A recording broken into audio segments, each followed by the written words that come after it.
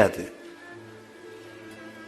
Dünyanın işi belədir. Qamarlayıb qalxmaqla, haram yollarla əldə eləməklə deyil. Ruzu müəyyən olunub. Sadəcə sən get Allah üçün, Allah onu yetirəcək. Şeyx Rəcəbəli Xəyyatdan danışanda onun mükaşifələrindən danışırlar.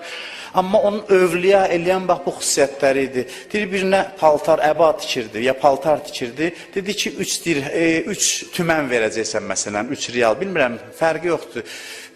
3 yadımda qalanı budur. 3 real verəcəksən. Gəldi, paltarı hazır idi. 3 realı götürdü, getdi, yolda qaçdı, gəldi dalıysan. Dedi ki, yox, 3 yox, 2 verməlisən, birini qaytarıram.